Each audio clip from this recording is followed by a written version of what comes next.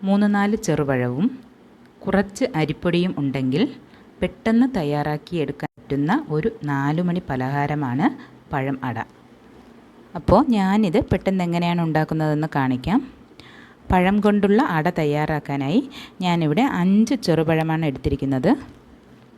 ഈ വീഡിയോ കണ്ടുകൊണ്ടിരിക്കുന്നവരിൽ ആരെങ്കിലും ഇതുവരെ ഈ ചാനൽ സബ്സ്ക്രൈബ് ചെയ്തിട്ടില്ല എങ്കിൽ ഈ വീഡിയോ കണ്ടതിന് ശേഷം ഒന്ന് മറക്കാതെ സബ്സ്ക്രൈബ് ചെയ്തേക്കണേ. വീഡിയോ ഇഷ്ടമാവുകയാണെങ്കിൽ മറക്കാതെ ലൈക്ക് തരണേ. ഈ പഴം ഒരു പോർക്ക് കൊണ്ടോ അല്ലെങ്കിൽ കൈ കൊണ്ടോ എങ്ങനെയാണെങ്കിലും നന്നായിട്ട് ഉടച്ചെടുക്കണം. പഴം നന്നായിട്ട് ഉടച്ചു കഴിഞ്ഞാൽ പിന്നെ വേണ്ടത് കുറച്ച് അരിപ്പൊടിയാണ്. അത് ഏത് അരിപ്പൊടി ആയാലും കുഴപ്പമില്ല, വറുത്തതായാലും കുഴപ്പമില്ല, വറുക്കാത്തതായാലും കുഴപ്പമില്ല. ഞാനിവിടെ 1 കപ്പ് വറുക്കാത്ത പച്ചരിപ്പൊടിയാണ് എടുത്തിട്ടുള്ളത്.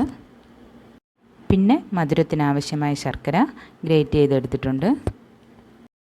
അതും കൂടെ ഇതിലോട്ടിട്ട് കൊടുക്കാം. പിന്നെ കുറച്ച് ചിരകിയ തേങ്ങ ഇട്ട് കൊടുക്കാം. 1 സ്പൂൺ ജീരകവും കൂടെ ഇട്ട് കൊടുത്ത് ഒട്ടും വെള്ളം ചേർക്കാതെ നന്നായിട്ട് കുഴച്ചെടുക്കാം. ഞാനിവിടെ കുറച്ച് വാഴയില എടുത്ത് കഴുകി വൃത്തിയാക്കിയതിന് ശേഷം വാട്ടിയെടുത്തിട്ടുണ്ട്. ഇതിലോട്ട് ഈ കുഴച്ച് വെച്ച മാവ് നിറച്ച് പരത്തി വെച്ച് കൊടുക്കാം. എന്നിട്ട് ഇല 4 സൈഡും മടക്കിയെടുക്കാം.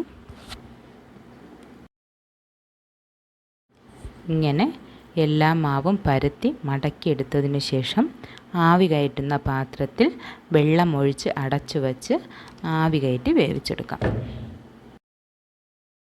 ഇത് വേവാനായിട്ട് ഒരുപാട് സമയമൊന്നും ആവശ്യമില്ല, പെട്ടെന്ന് തന്നെ വെന്ത് കിട്ടും.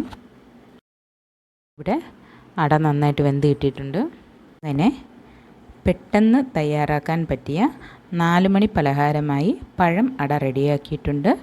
പുതിയൊരു വീഡിയോയുമായി വീണ്ടും വരാം. ബൈ.